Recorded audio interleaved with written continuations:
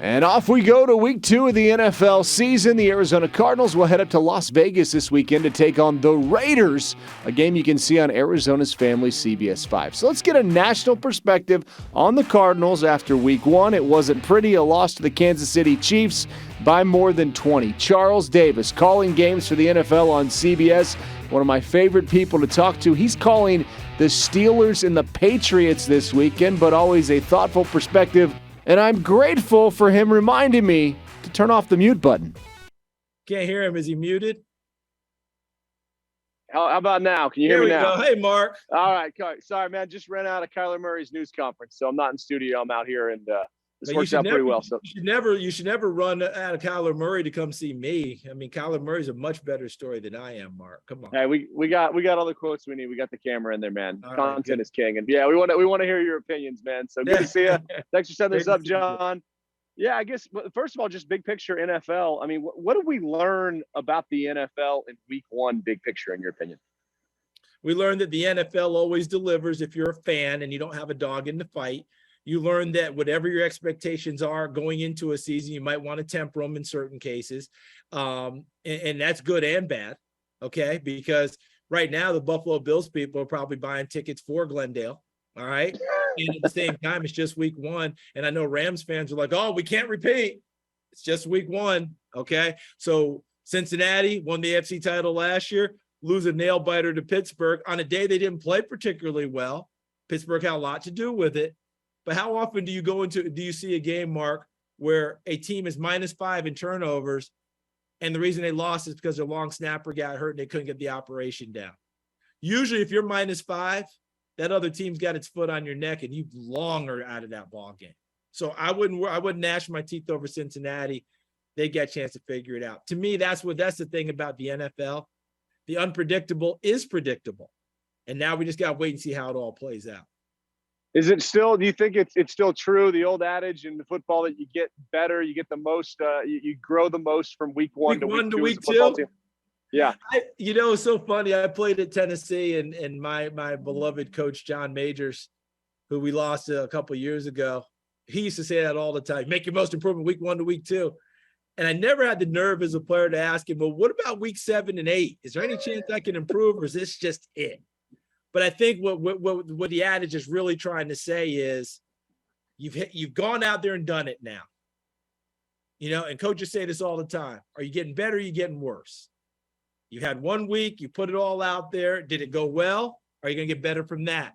Did it go poorly? Are you definitely going to get better from that? That's kind of where we're going. Your feet are wet. The stars are out of your eyes. It's not the first time out there. The jitters are gone. You go play. I think that's what they're referring to. Doesn't mean you don't get better throughout the season. We know that's part of it. But yeah, week 1 to week 2, what are we going to be like? And do you respond? Do you continue to stay the course? Do you have consistency? Like Buffalo, like they look world beaters, right? They're at home, I believe, against Tennessee this week in a really big game. Do they play as well as they did week 1? Tennessee's going to come in a little upset. They let one get away with New York at home.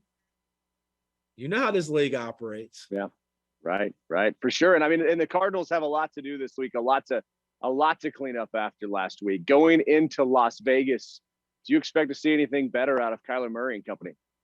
One would hope, but I will tell you, Mark, the offseason continued into the first game as far as I'm concerned, because they didn't do anything to let the offseason go. See, what you're doing when you kick off a new season is you're trying to make the offseason conversation moot at that point. Now we just talk about the season. In no way, shape, fashion, or form did the Cardinals let the offseason go to rest, did they? Because the offseason is still in play. Kyler Murray's upset and scrubs his social media. Kyler Murray gets placated, gets a new contract. Oh, but you better study, Kyler. Now that's a whole nother story that goes into it. Then after the first game, the head coach says, well, we have to practice better.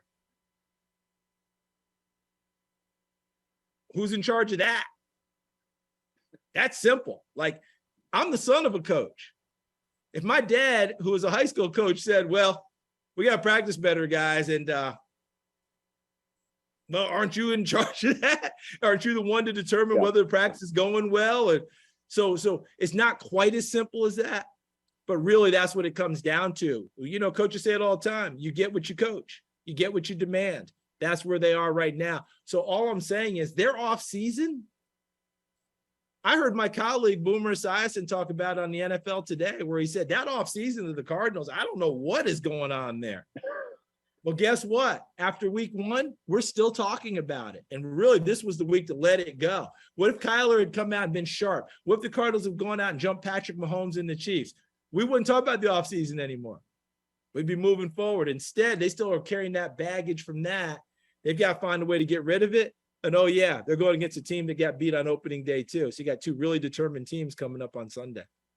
Yeah, and how much do you think with the Cardinals it's just get to DeAndre Hopkins' return from suspension that can heal a lot of this? They got to take care of business long before he gets back. They can't just hold on and expect him to get there. And by the way, you get enough firepower that you don't have to hold on. As great as DeAndre is, this isn't a situation like Michael Gallup's hurt in Dallas, right? Who's number 2 receiver in Dallas right now behind CeeDee Lamb? See, that's where Dallas is. Where are you? Who are your receivers in Arizona? Most of them are hurt. Most we of got them another one hurt hurt today. Yeah, Andy Isabella, Greg Dortch, Rondale Moore. But if you have them healthy, but you had AJ Green, you know, you got Ertz, you got Trey McBride, the rookie, you've got a running game with Connor, you've got people around, and in the league, you always have to work around injuries. You're not in let us hang on until DeAndre gets back and rescues a situation, because when he comes back, you're not going to throw every ball to him. He's going to be great because that's who he is, but that's not what you're relying on. Because, by the way, if you're waiting for him to get back, it might not matter when he gets back. It might be too late, and they can't afford to do that. All right, final question I have for you is for Glendale. The Super Bowl's here this year. Have you put pen to paper with a prediction, or when do you do that?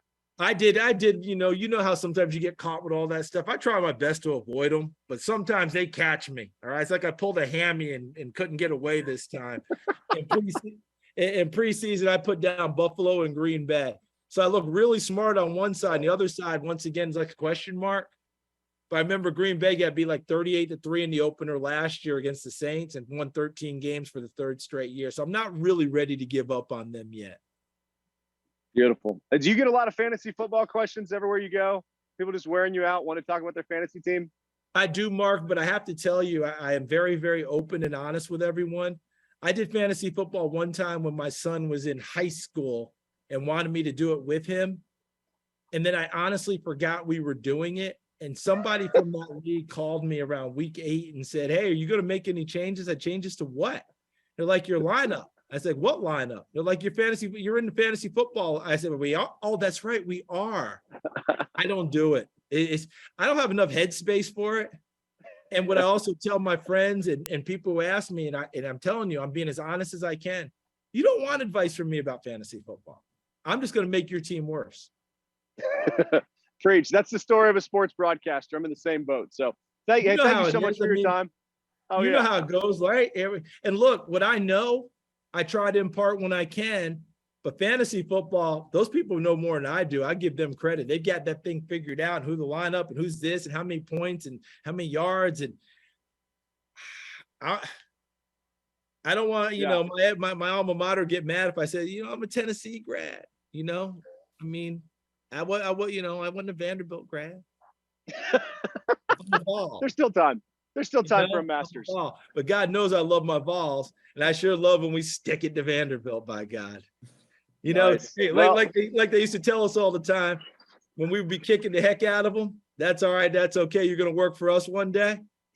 That may be the case, but at this moment right here on this field, I got my foot in your behind. So we'll worry about me working for you later. Go Vols.